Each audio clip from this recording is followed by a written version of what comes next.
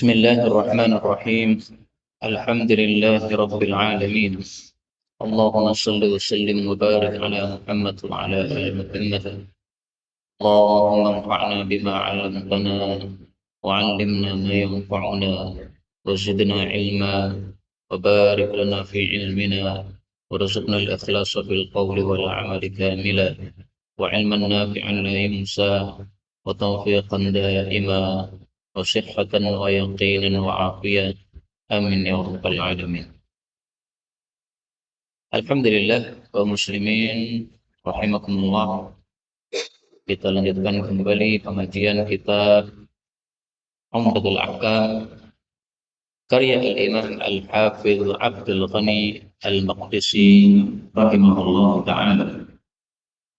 Dan kita masih membahas tentang hukum had. Dan kemarin sudah kita bahas adanya hukum potong tangan bagi orang yang mencuri, dan juga adanya hukum disalib bagi orang yang melakukan muhawabah. Maka sekarang kita lanjutkan hadis berikutnya, hadis 346. Dan hadis ini karena panjang maka akan kita potong-potong, kita berikan komentar-komentar terhadap kalimat-kalimatnya. فقال المؤلف رحمه الله تعالى ونفعنا به وبعلومه في الدارين آمين. عن عبيد الله بن عبد الله بن عقبة بن مسعود عن أبي هريرة وزيد بن خالد الجهني رضي الله عنهما أنهما قال Inna sesungguhnya rajul seorang laki-laki minal A'rab dari Arab Badui atan Nabi yang datang kepada Nabi sallallahu alaihi wasallam. Faqala maka dia mengatakan, ya Rasulullah, wahai Rasulullah, ansyudukallah, saya meminta kepadamu dengan nama Allah, illa qadaita, bahwasanya engkau memutuskan bainana di antara kami fi kitabillah dengan keputusan dari Allah Subhanahu wa taala. Ini artinya sebenarnya begini, ansyudukallah, aku tidak minta kepada engkau dengan nama Allah kecuali satu, yaitu engkau putuskan di antara kami dengan ketetapan Allah. Faqala maka berkatalah al-khasmul akhar, orang yang bertengkar dengannya, wa huwa, dan dia itu afqahu minhu, lebih paham darinya. Na'am, ya, faqdi bainana, putuskanlah di antara kami fi kitabillah dengan ketetapan Allah, wa adalli, dan izinkanlah untuk saya, maksudnya izinkan untuk bicara. Faqala maka bersabda Rasulullah sallallahu alaihi wasallam, qul, katakanlah. Sampai di sini dulu ya. Jadi ini kasusnya, ada dua orang sahabat Nabi berperkara. Yang satunya mengatakan kepada Nabi sallallahu alaihi wasallam dengan perkataan yang sangat ketus, mengatakan, ya Rasulullah, saya hanya minta satu saja kepada engkau dengan nama Allah. Saya tidak minta yang lain. Apa permintaan saya? Yaitu engkau putuskan di antara kami urusan yang sedang kami alami ini dengan keputusan dari Allah, dari Al-Quran atau dari As-Sunnah, dari Al-Quran atau dari As-Sunnah. Nah, maka orang yang kedua mengatakan, dan perkataannya lebih lembut, dia menyampaikan bahwasanya ada urusan antara dia dengan saudaranya ini, maka dia minta izin untuk diizinkan berbicara. Ini perkataan yang sangat sopan kepada Rasulullah SAW. Tolong izinkan saya menyampaikan urusan yang sedang kita hadapi. Nah, maka di sini diambil pelajaran bahwa dalam berbicara kepada orang-orang tua, dalam berbicara kepada orang-orang yang berilmu, maka di sini diperlukan ada bicara kepada kiai, apalagi kepada Nabi Muhammad sallallahu alaihi wasallam. Ini tentu saja berbeda dengan bicara kepada manusia biasa. Jadi dia minta izin dulu, idzalli, izinkan untuk saya. Nabi mengatakan, silakan kamu sampaikan. Kalau dia mengatakan, inna bani, sesungguhnya putra saya, karena adalah asifan pekerja ala hadin pada orang ini. Fazana, lalu anak saya berzina bimraatih dengan istrinya orang ini. Wa ini dan sesungguhnya aku diberitahu anna ala bni bahwasanya wajib atas anakku ar-rajul untuk dirajam. Faqtadaitu minhu, maka saya tebus darinya bimi'ati syatin dengan 100 ekor kambing, wa walidatin dan 1 budak perempuan. Fasa'altu ahli ilm, maka saya bertanya kepada para ulama. Fa'akhbaruni, maka mereka mengabari saya annama bahwasanya tiada lain ala bni atas putra saya jalduya dicampur 100 kali, wa taghridu dan diasingkan 1 tahun. Wa anna ala imraati hada, bahwasanya atas istrinya orang ini ar-rajm, wajib dirajam. Jadi kasusnya ini seorang laki-laki masih perjaka bekerja pada seorang laki-laki yang lain yang punya istri. Nah, si perjaka ini kemudian berzina, selingkuh dengan istrinya bosnya. Ini kenapa sebabnya ini? Kok bisa seorang pekerja berzina dengan istrinya bosnya? Ini yang perlu kita ambil. Di dalam Islam kita dilarang oleh Allah Subhanahu wa Ta'ala dan oleh Nabi-Nya untuk melakukan khalwat. Khalwat itu berdua lawan jenis yang tidak mahram pada tempat yang sepi. Ini seorang laki-laki punya pekerja laki-laki, si laki-lakinya punya istri. Kalau si laki-lakinya ini sedang pergi, berarti dia tinggalkan istrinya di rumah. Di rumah sama siapa? Sama pekerjanya tadi, berdua. Nah, kalau cuma berdua, setan datang. Setan membisikkan kepada istrinya bosnya tadi, ini perjaganya ini gampang ini. Setan juga membisiki kepada si perjaganya tadi, ini istrinya bosmu ini cantik ini. Akhirnya diganggu oleh setan, terjadilah itu hubungan yang haram. Karena itu jangan sekali-kali membiarkan istri bersama laki-laki lain yang tidak mahram dengannya. Ini berbahaya.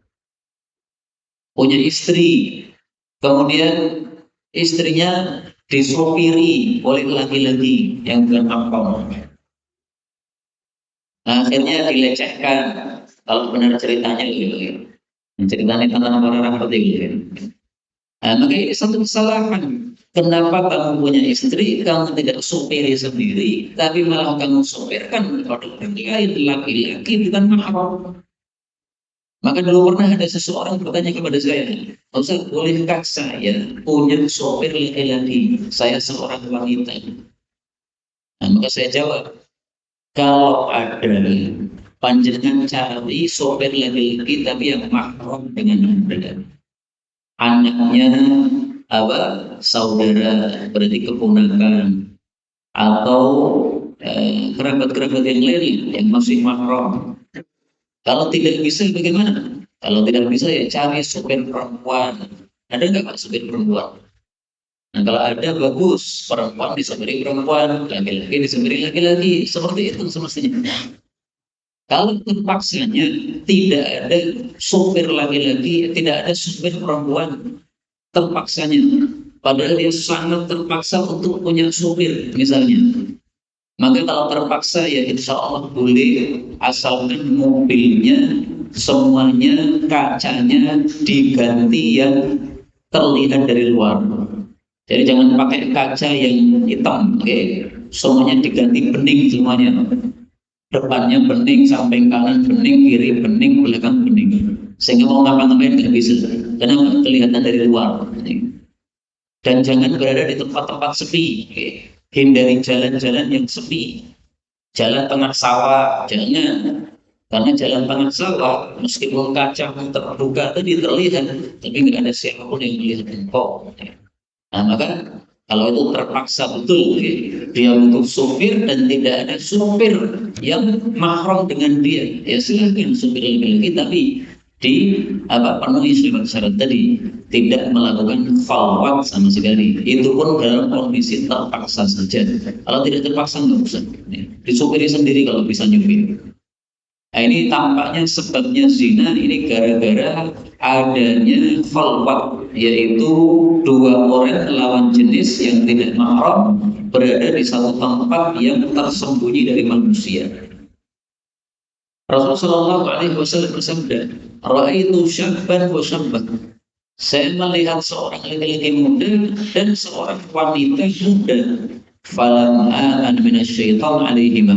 Saya tidak akan merasa aman terhadap setan mengganggu keduanya. Hadis riwayat Tirmidzi sahih. Ini meskipun disebutkan muda, tapi yang tidak muda sama saja.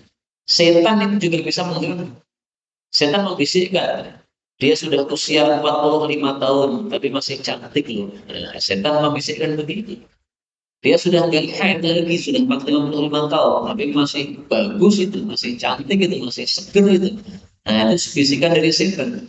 Sehingga kata-kata muda ini tidak mengkhususkan hukum untuk muda saja. Mau muda, mau tua, tidak boleh berduaan di tempat yang sepi, padahal dia bukan mahram sama sekali. Kemudian hadis ini menunjukkan bahwa orang kalau berzina, maka dibagi dua. Kalau dia sudah menikah dan sudah hubungan intim dengan pasangannya, maka kalau dia berzina, hukumannya adalah dirajam. Adapun kalau dia masih perjaka, berarti belum pernah menikah sama sekali, maka hukumannya dua. Yang pertama dicambuk 100 kali, yang kedua diasingkan selama 1 tahun. Untuk cambuk 100 kali, ini ada dalilnya dalam Al-Quran. Allah Subhanahu wa Ta'ala menyebutkan di dalam surah An-Nur.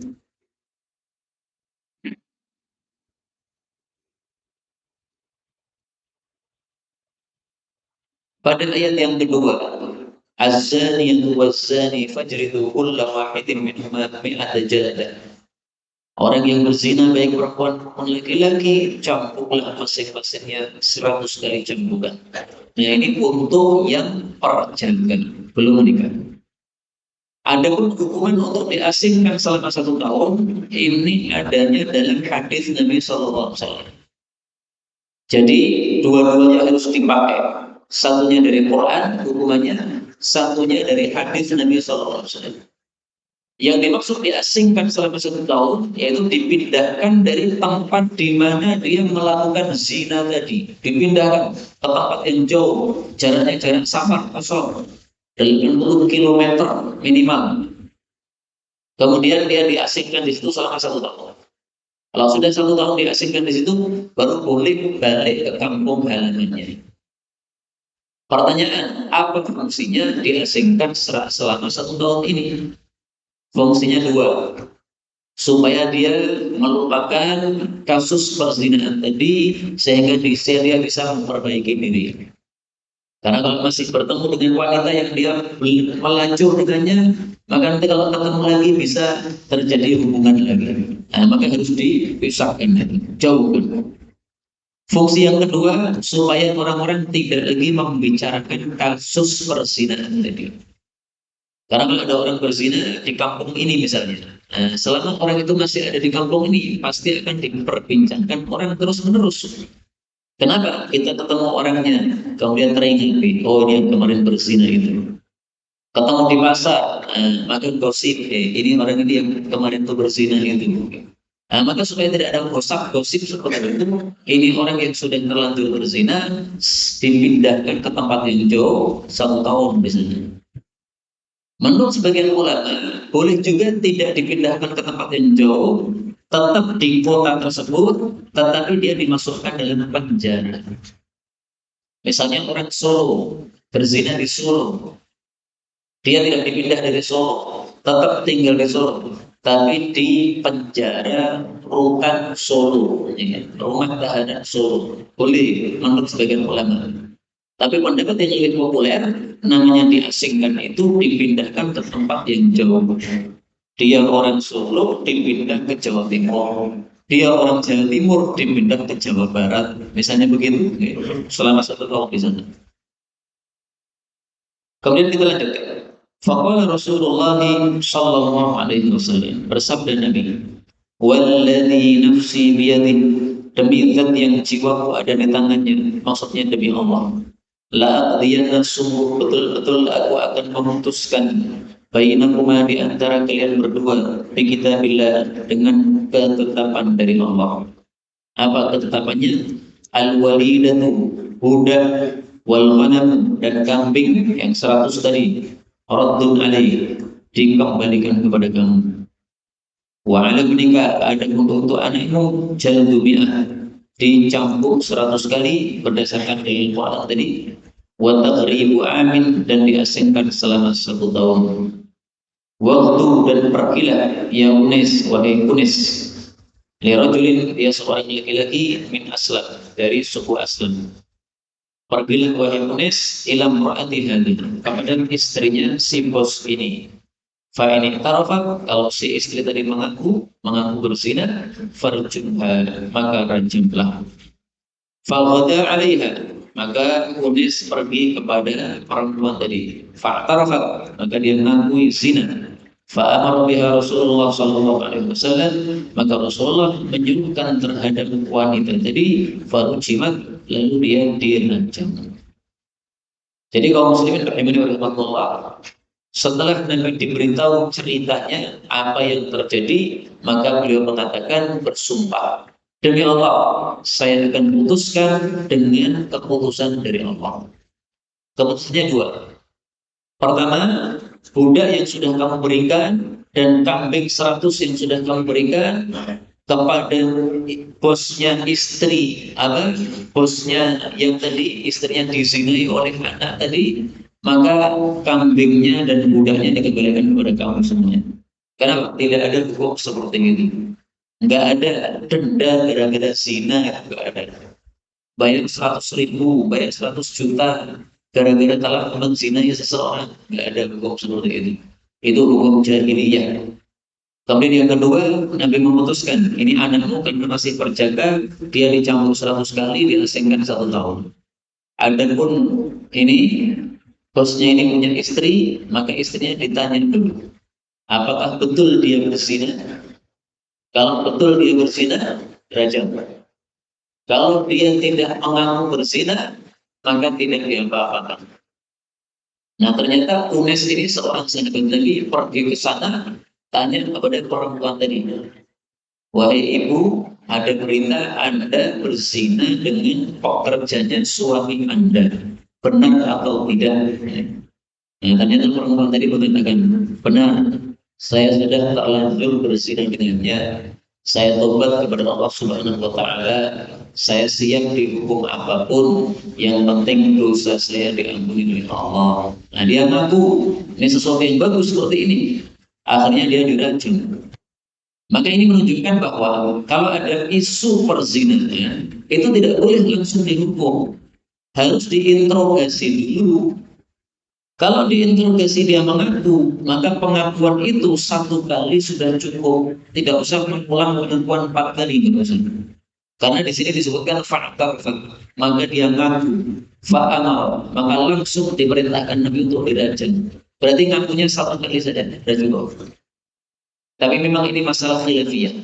Sebagian ulama mengatakan pengakuan berzina itu wajib diulang sampai 4 kali.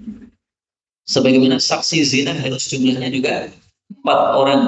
Maka pengakuan berzina, saya berzina, ini harus diulangi 4 kali.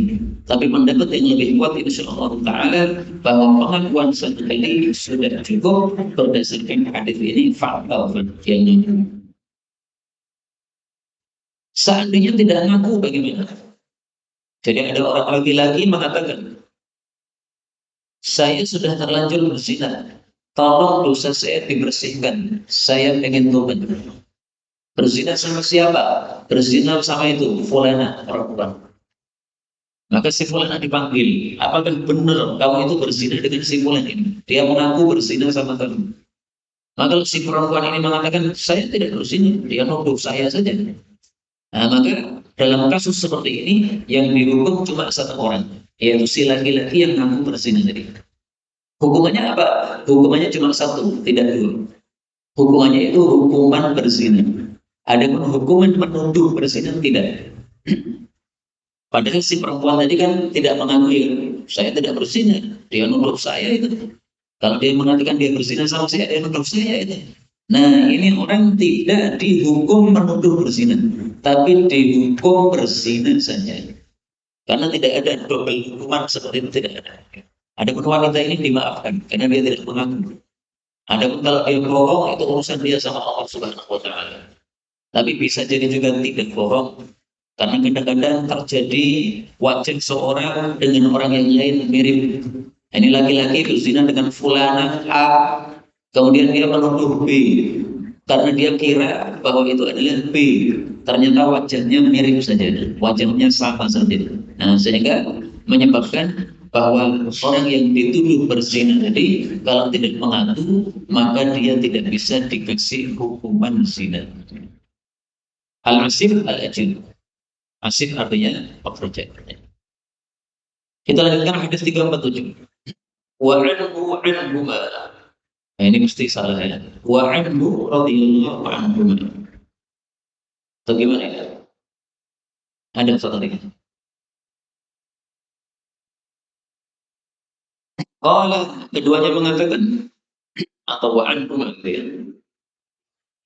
Ya, dari keduanya radhiyallahu anhuma qala, keduanya mengatakan Su'ilah telah ditanya Rasulullah sallallahu alaihi wasallam anil amah tentang seorang budak perempuan idza zanat apabila berzina walau tuhsam dan dia belum muhsam, dia masih perjaka.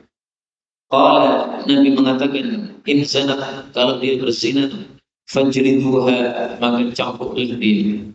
Thumma, kemudian in zanat, kalau dia berzina lagi fajriduha, maka cambuklah. Thumma in zanat, kemudian kalau dia berzina yang ketiga lagi fajriduha, maka cambuklah. Thumma bi'uha, kemudian jual budak perempuan tadi walau bidhafirin, meskipun dengan harga satu tali, yaitu harganya murah, ditukar dengan tali. Kalau Ibnu Syihab, berkata Ibnu Syihab, wala adri, saya tidak tahu ba'da tsalitsah, apakah setelah zina yang ketiga atau rabi'ah, atau setelah zina yang keempat dijualnya tadi. Wa dhafir al-habl, dhafir artinya tali. Hadis ini menunjukkan dua hal. Yang pertama, kalau seseorang punya budak perempuan dan budaknya ini berzina, maka si pemilik budak boleh menegakkan hukuman had kepada budaknya tadi. Fajriduha, cambuklah.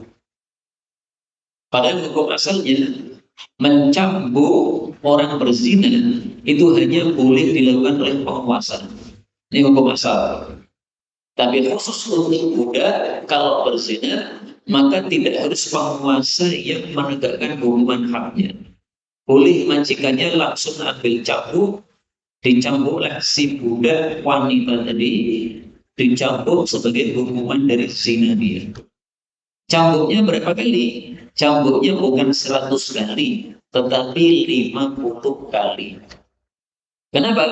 Karena Allah mengatakan di dalam Al-Quran, fa'alaihinna nisfu. Pada surat An-Nisa ayat yang 25. Fa'in ataina bifahisyah. Kalau ada budak melakukan zina, fa'alaihinna, maka wajib atas mereka nisfu ma'al muhsanat, separuh dari hukuman yang diberikan kepada wanita-wanita merdeka yang berzina. Wanita merdeka kalau berzina cambuk 100 kali. Ini separuhnya, berarti 50 kali. Dan hukum ini untuk budak tidak peduli apakah dia punya istri, punya suami atau tidak punya suami, sama saja. Jadi misalnya saya punya budak perempuan. Budak ini sudah punya suami, misalnya. Tapi meskipun dia punya suami, dia masih melakukan zina. Hukumannya tidak berubah. Hukumannya tetap dicambuk 50 kali. Maka di sini perbedaan hukuman antara orang merdeka dengan budak. Kalau orang merdeka ketika zina dibagi dua ini. Kalau dia sudah menikah maka dirajam. Kalau belum maka dicambuk. Tapi kalau budak mau nikah mau tidak sama saja hukumannya tetap 50 kali cambuk. Kenapa? Karena budak itu adalah harta. Kalau dia dirajam berarti sampai mati. Ini berarti merugikan pemilik harta. Saya punya budak, ini harta saya, bisa saya jual. Harganya 100 juta, 200 juta. Nah kalau dia diracun mati, berarti saya kehilangan 100 juta, 200 juta. Ini merugikan. Nah, makanya dalam Islam, budak tidak ada rajam padanya. Kemudian yang kedua, hadis ini menunjukkan kalau budak sampai berzina 3 kali. Satu dicambuk, dua dicambuk, tiga dicambuk. Setelah zina ketiga ini pemilik budak disuruh Nabi untuk menjual budaknya. Kenapa? Karena hanya ada dua kemungkinan. Budak kok sampai zina 3 kali. Ada dua kemungkinan. Kemungkinan pertama, ini budaknya orangnya jeleknya bukan main. Maka karena orang jelek, jangan berdekat-dekatan dengan orang jelek. Orang yang berdekat-dekatan dengan orang jelek nanti akan ketularan jeleknya. Maka disuruh dinyatakan, dijual, pergi sana. Karena kamu merusak, berbuat rusak di rumah saya ini menyebabkan nanti saya akan ketularan rusakmu juga. Kalau Allah turunkan siksa, maka nanti saya kena siksaan itu juga. Maka disuruh dijual. Ini kemungkinan pertama. Kemungkinan kedua, sebenarnya budak ini bukan budak rusak, tetapi dia tidak dikumpuli oleh majikannya. Karena majikannya loyo misalnya, tidak kuat untuk mengumpuli budak perempuan tadi. Nah, maka oleh Nabi disuruh untuk dijual. Supaya apa? Supaya ketemu dengan majikan yang bisa memenuhi hasrat seksualnya si budak tadi, sehingga dia tidak perlu untuk berzina lagi. Maka karena ada dua kemungkinan ini, oleh Nabi disuruh untuk dijual dan dijual sana. Mudah-mudahan dia ketemu dengan majikan yang bisa mencukupi nafkah batin dia. Kalau sudah tercukupi nafkah batin dia, insya Allah tidak akan zina lagi dia. Kemudian hadis ini menunjukkan bolehnya kita menjual barang yang cacat, tetapi harus disebutkan cacatnya. Makanya Nabi mengatakan jual budak itu meskipun harganya hanya 1 kali, berarti harganya murah. Barang kok harga murah, itu berarti barang yang diketahui cacatnya. Nah, maka menjual budak ini harus diberitahu. Ini budak saya jual. Kenapa saya jual? Karena dia sudah berzina sampai 3 kali. Nah, nanti orang yang mau beli kan mikir-mikir apa? Wah, ini orang sudah berzina 3 kali. Maka dia mikir-mikir. Apakah mau saya memiliki budak tapi dia ahli zina? Nauzubillah min syarri dzalik. Nah, kalau dia siap punya budak yang ahli zina itu ya silakan dibeli, tapi harus dia mengatasi masalah tersebut. Makanya harganya jadi murah. Nah, harga murah ini menunjukkan bahwa cacatnya sudah disebutkan dulu. Kalau cacatnya tidak disebutkan, berarti dia menipu dalam hal jual belinya. Rasulullah pernah datang ke pasar melihat ada tumpukan gandum. Kemudian Rasulullah memasukkan tangannya ke dalam gandum jadi. Ternyata di bagian bawahnya itu gandumnya basah. Maka Rasulullah sambil menunjukkan kepada penjualnya bertanya, ini apa ini? Gandum kok basah gini? Maka dia mengatakan, ya Rasulullah, gandum saya terkena air hujan. Maka saya taruh di bawah supaya nggak kelihatan. Maka Rasulullah bersabda, kamu taruh di bagian atas supaya orang tahu ini gandumnya sudah cacat, yaitu kena hujan. Dan gandum kalau sudah kena air itu jadi berat, gitu. Nah, jadi menipu seperti ini harus ditaruh di atas supaya tidak menipu pembeli. Beliau kemudian mengatakan man falaysa minna. Siapa yang nipu bukan termasuk dari umat Islam. Nah, maka boleh menjual barang cacat tapi wajib disebutkan cacatnya. Kalau tidak disebutkan cacatnya berarti menipu.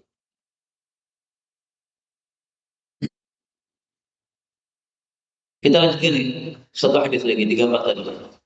Wa an Abi Hurairah radhiyallahu anhu anna qala telah datang rajulun seorang laki-laki minal muslimin dari kalangan muslimin kepada Rasulullah sallallahu alaihi wasallam wa huwa fil masjid, Nabi di masjid, fanadahu maka Nabi memanggilnya.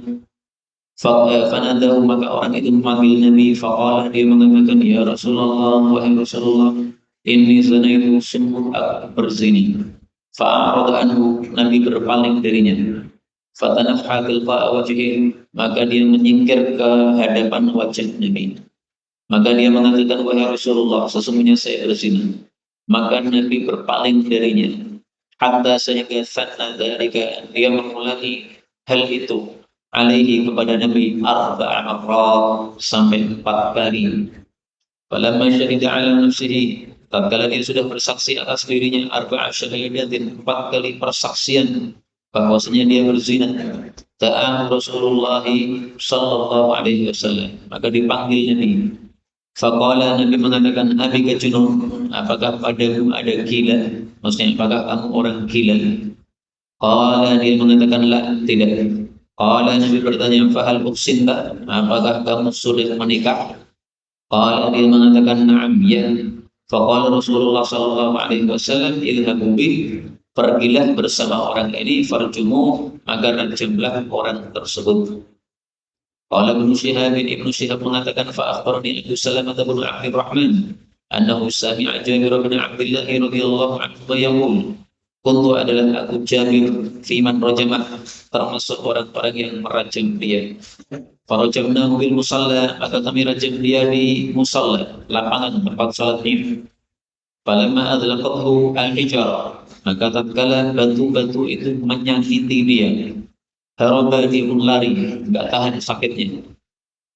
Fa'adraknahu, lalu kami menyusulnya bil haqq, di tempat-tempat bebatuan hitam. Farajamnahu, lalu kami pun merajam dia di Harrah tersebut. Harrah itu tempatnya di timur atau di barat kota Madinah. Ar-rajul, si laki-laki yang berzina tadi adalah namanya Ma'is bin Malik, sahabat Nabi sallallahu alaihi wasallam. Kisahnya diriwayatkan oleh Jabir bin Samurah, Abdullah bin Abbas, Abu Sa'id Al-Khudri, Buraidah bin Husayn Al-Aslami radhiyallahu anhu. Kaum muslimin rahimani wa rahimakumullah.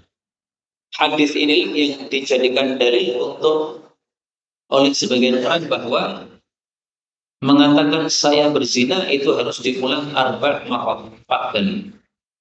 Kalau dia mengaku baru 1 kali, maka tidak cukup untuk dihukum hukuman had.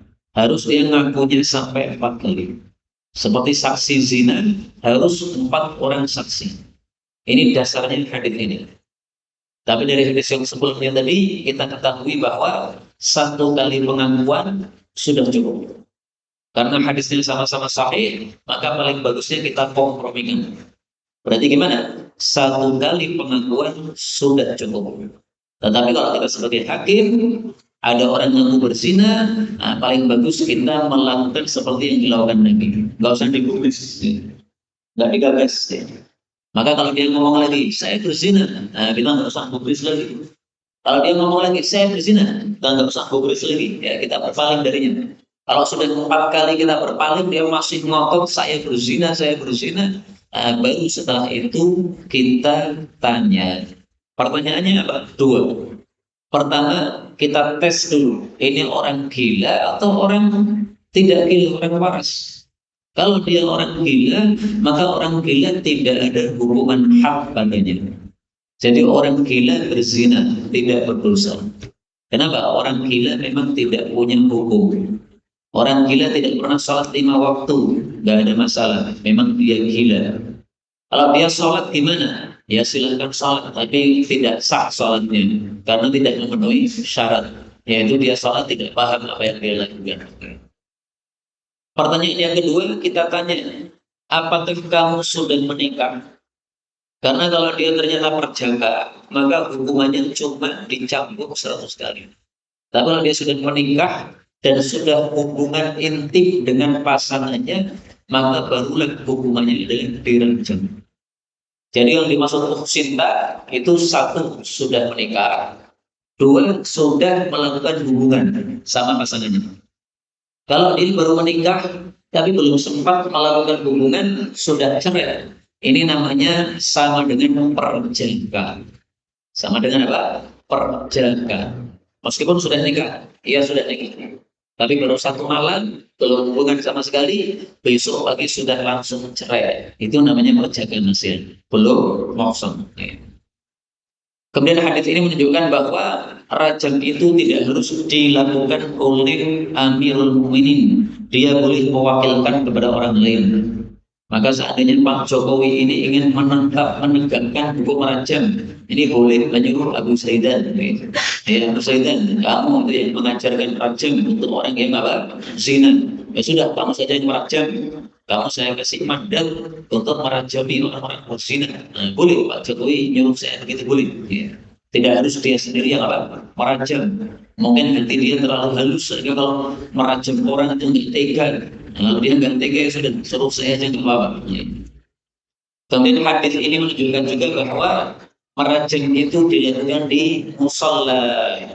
Istilah musola Indonesia dan musola orang Arab beda. Musola orang Arab itu tempat yang luas yang biasanya digunakan untuk sholat-sholat tertentu. Sholat Idul Fitri, sholat Idul Adha, atau zaman dulu juga sholat jenazah, itu musola. Nah, merajamnya di situ. Kenapa? Karena di situ tempat yang tidak digunakan untuk ibadah sehari-hari, sehingga tidak akan mengganggu orang. Jangan dirajam di masjid, karena akan mengotori masjid, dan masjid ini digunakan untuk ibadah sehari-harinya. Inilah kaum muslimin rahimani wa rahimakumullah, pelajaran yang dapat kita baca pada pertemuan kali ini benarnya dari Allah Ta'ala. Kalau ada sayangnya fa astaghfirullahaladzim wa lakum walhamdulillahi rabbil alamin.